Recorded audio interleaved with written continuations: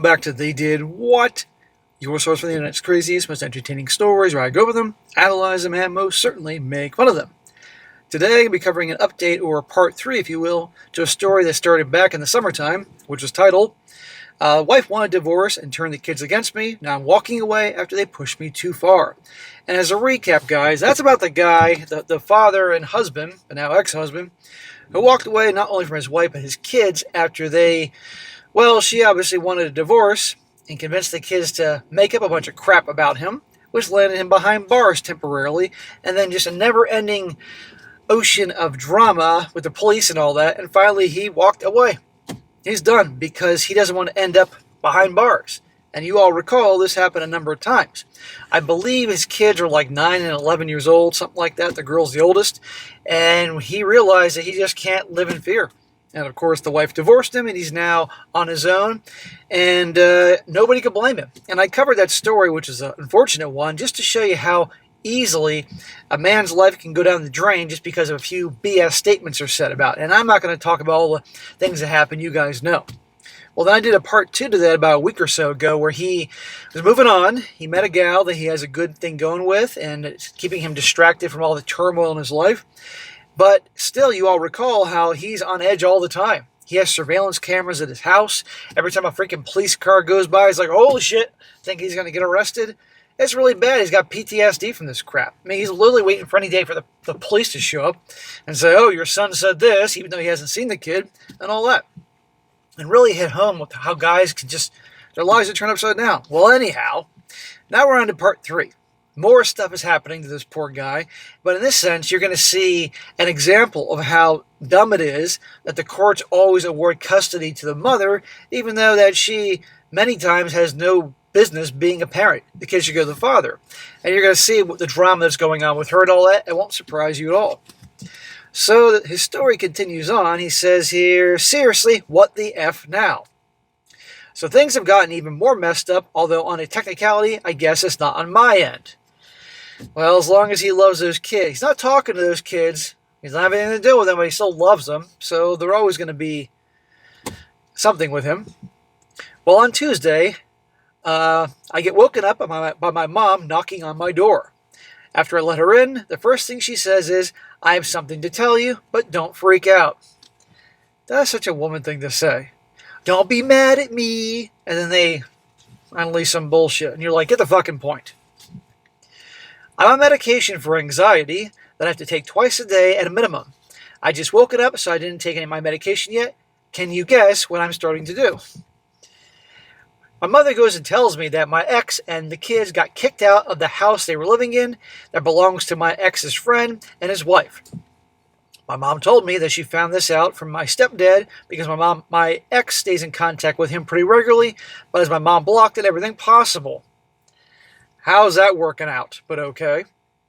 Mom had already filed a CPS report on her because at the time, we believe my ex and the kids were living in her car.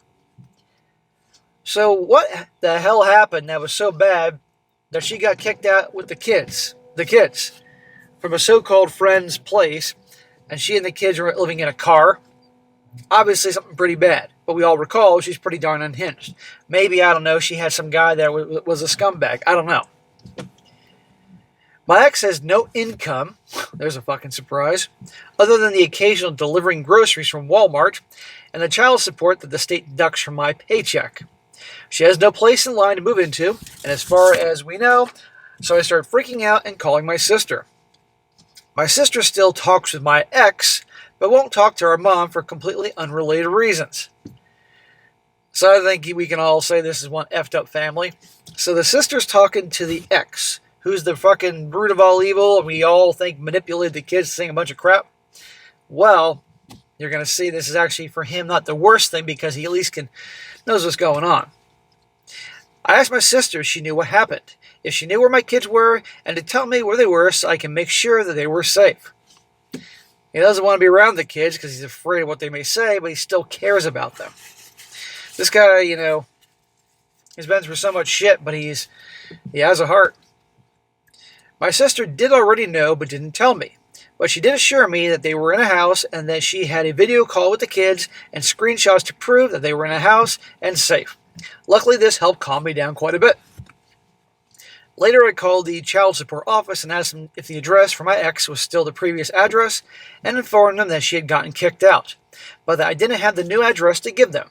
The caseworker told me that the address had not been updated, but to reach out and find out the address, just in case she didn't contact them with the updated address. Most ex-husbands would be like, no, I'm not going to reach out to child CPS, whoever, the state, and inform them that asking if she moved. If she doesn't get the check, she doesn't get the check. But then again, I guess obviously he eventually had to pay it anyway, probably, but still. At this point, I've done all that I can do, legally anyway. So I try to relax and chill out because I know that I'm just stuck playing the waiting game again, and then the mail ran. So, look guys, even though he's walked away, he still cares. He's a good man. And never-ending shit for this guy. Now, if the kids didn't pull the crap they did multiple times, you think this guy would reach out to his lawyer and use this as an opportunity to keep track of this shit to maybe get custody of the kids. But given the crap the kids had pulled, he's like, I love them, but I ain't going to have anything to do with them. He doesn't want to be on the street, but still. Well, I got papers from my son's ER visit back in June. You all remember that one. It doesn't say anything about a concussion, just that he had a contusion on his head, and they treated it with an ice pack and ibuprofen. He had a goddamn bruise that could have come from anything. I love my son, but he's so clumsy, it's ridiculous. He once walked face first into a tree because he wasn't wearing his glasses or watching where he was going at a playground that we had gone to.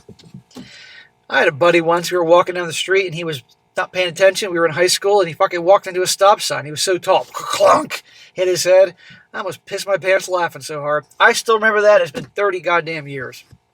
Some people are just that, they don't mind their surroundings, if you will. They're that clumsy. I ended up getting myself out of the house and went out on the town for a while just to drive around. I ended up at the river that separates my state from the next one and sitting in a park while watching the boats and barges go by, listening to the music, playing in the park and the water. I talked to my girlfriend while I was there, ended up having a borderline emotional breakdown, wondering what I could have done to make all of them hate me so much and try to get me in prison for the things I never did. That's nice he has a gal he can talk to. That's nice she's been very good with him so far. But the problem is this guy's making this girlfriend his therapist. And that is the last thing any man should ever fucking do, because his bare minimum is going to turn her off and send her away. Or she'll start seeing him as weak and start treating him like crap, which this guy does not need. Don't make your girl your therapist. She can know what's going on, but going for your fucking problems, terrible idea. I have an appointment with my therapist on Tuesday, so she's going to learn all the new and exciting things happening in my life. Well, good, he is a therapist, use that therapist. My girlfriend ended up coming over and staying the night to keep me company and support me through dealing with all this new information. Dude, I know you're suffering and I'm sorry, but don't make her your fucking therapist. She ain't your mommy. I have no idea how I'm going to repay her for being so kind and understanding and supportive. She keeps dismissing whenever I say thank you because she says that she's just listening and being a human and knows I have proof that I didn't do anything and that they've been accusing me of. I'm glad she believes him. I'm feeling so much right now I can't make heads or tails of it. I talked to my boss and took an extra day off to help myself process this, and he's going to use some of my PTO to cover for me. I guess I'm going to do it, but damn, do I want to drink. Well, dude, if you had drinking problems, don't start drinking now, even though it's certainly understandable.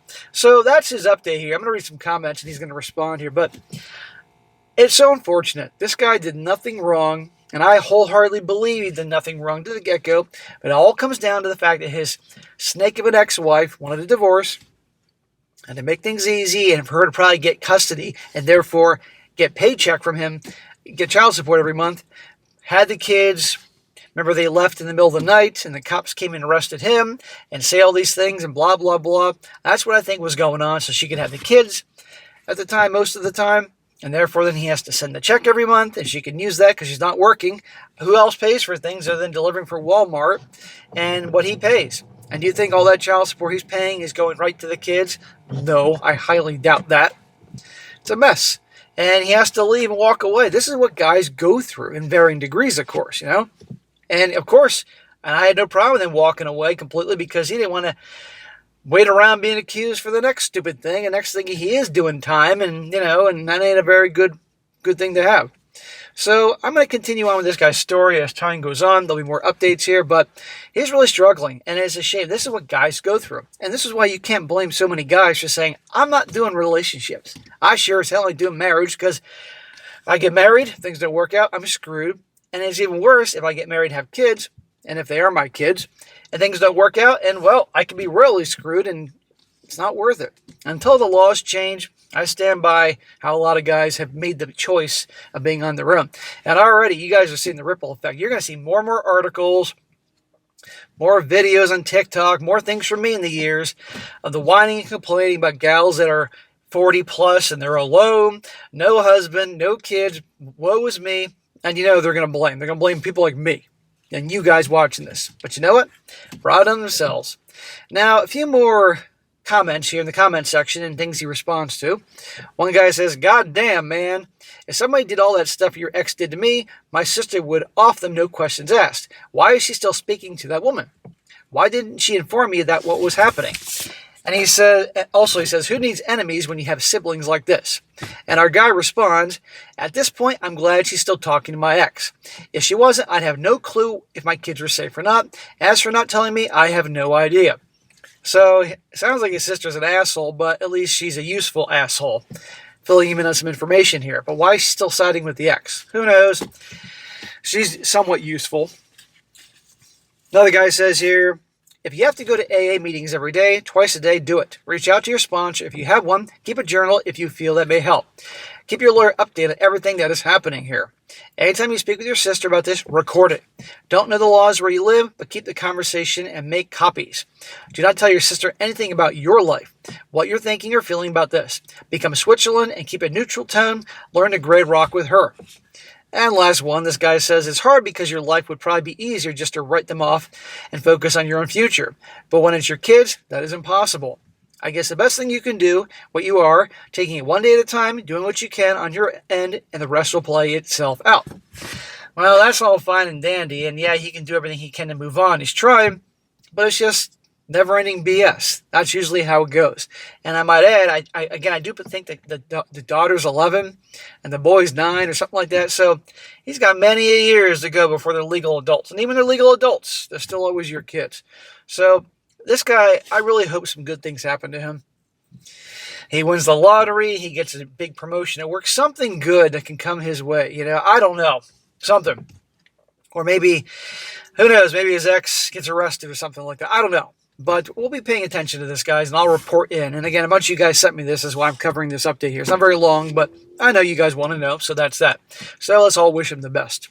All right, guys, that's it for today. Be sure to comment down below. Let me know what you think about this. And, guys, you find a good story you want me to cover, send it my way, strongsuccessfulmale@gmail.com. And if it's a good story, I'll definitely cover it. And be sure to like the video, share it with your friends, and subscribe. I'll catch you next time.